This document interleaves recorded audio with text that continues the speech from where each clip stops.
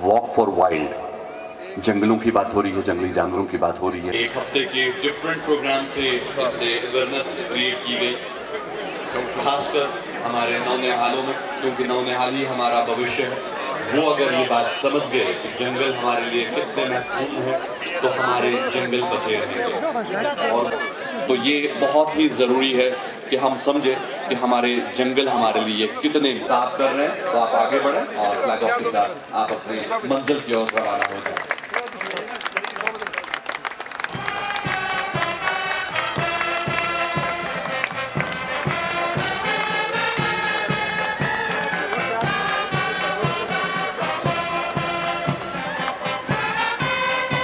और ये 3000 के आसपास पार्टिसिपेंट्स आज के इस वॉकथॉन में शरीक हो रहे हैं, जो यहाँ से शुरू होकर सीधा निशाद LCMA की पार्किंग लॉट पे खत्म होगा। मकसद बस इतना था कि अवेयरनेस क्रिएट की जाए। पढ़ पाएंगे। बहुत बहुत नदियों और झीलों को जन भागीदारी के माध्यम से साफ करके उनके मौलिक, शुद्ध, पवित्र स्वरूप को समाज को सौंपा जाए। मुझे विश्वास है कि आने वाले भविष्य में अपने प्रयासों से wild life conservation, eco tourism, green economy को प्रमोट करने में जम्मू कश्मीर का प्रशासन और खासतौर से जंगलात महकमा पूरे देश में अग्रणी भूमिका निभाएगा। साथियों, वाइल्ड लाइफ वीक का शुभारंभ 2 अक्टूबर के पवित्र दिन यानी पूज्य बापू की जन्म जयंती से शुरू होता है। बापू स्वयं कहते थे कि पृथ्वी के पास हमारी जरूरतों के लिए पर्याप्त संसाधन है, लेकिन हमारे लालच के लिए ये संसाधन नहीं है। उनका एक वक्तव्य है जिसे मैं आपके बीच उद्धृत करना चाहूँगा। मुझे प्रकृति के अलावा किसी और प्रेरणा की आवश्यकता नहीं है। उसने अभी तक मुझे कभी निराश नहीं किया है।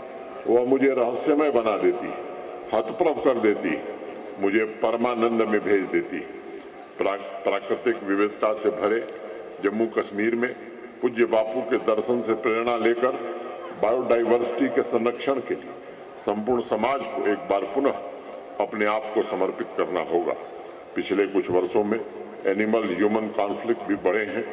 आम नागरिकों के जीवन की रक्षा, माल मवेशियों की सुरक्षा हम सबकी सर्वोच्च प्राथमिकता होनी चाहिए।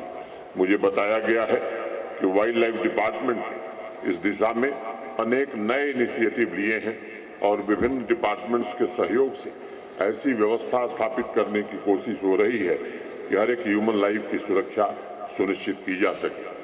साथ ही हमें वन्य जीवों के तस्करों के खिलाफ भी कठोर कदम उठाना होगा।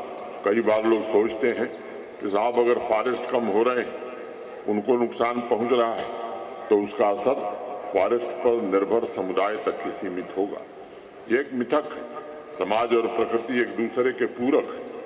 अगर बायोडाइवर्सिटी को नुकसान पहुंचता है तो इंसान के जीवन को नुकसान ज्यादा पहुंचेगा।